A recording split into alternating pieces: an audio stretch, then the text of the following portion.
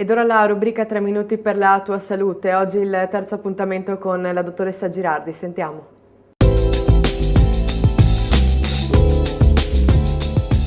Bentornati a una nuova puntata di 3 minuti per la tua salute, il programma che parla dei problemi della salute, in modo particolare della nostra zona. Come vi abbiamo detto, sarebbe ritornata la dottoressa Girardi a parlare di un argomento che a me interessava e di cui gli avevo chiesto.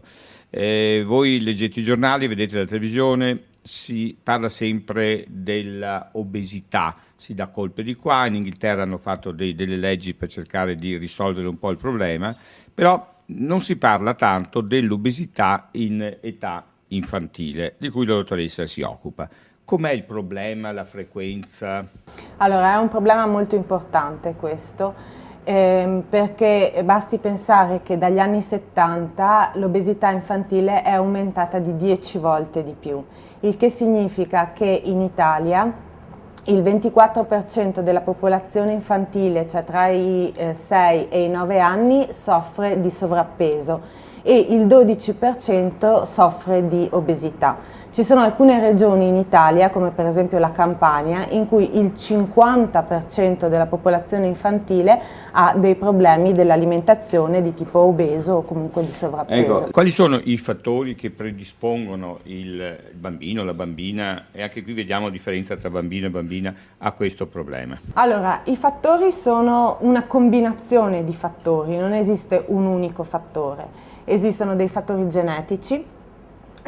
Questo significa che genitori obesi o in sovrappeso hanno più probabilità di avere un figlio anche da un punto di vista genetico che abbia questo stesso tipo di disturbi.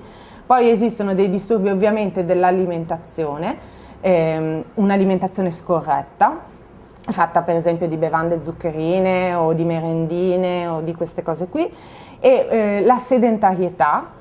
E qui anche i genitori hanno una certa responsabilità, perché i bambini vengono sempre accompagnati a scuola, vengono accompagnati a fare le diverse attività pomeridiane e poi, come noi ben sappiamo, insomma, la nostra società predispone anche alla sedentarietà, televisione, computer. E un bambino solo su 10, ricordiamo anche, che fa un'attività fisica raccomandata per la sua età. Poi esistono i fattori psicologici e questo è un discorso un pochino più complesso, nel senso che si è notato come i bambini che tendono al sovrappeso, che sono obesi, hanno spesso avuto dei genitori che nei primi anni della loro vita hanno risposto a tutti i diversi tipi di pianto, che invece potevano essere pianti dovuti per esempio alla noia, al mal di pancia o altre cose, con il cibo. Quindi questi bambini da una parte non sono riusciti a distinguere le diverse emozioni, stress, noia, e dall'altra hanno imparato a rispondere a tutte le emozioni interne attraverso il cibo. Bene, ringraziamo la dottoressa di queste utili informazioni, perché è un argomento penso importante, visto che tutto sommato c'è un aumento di questo problema. E noi ci vedremo la settimana prossima con un altro ospite.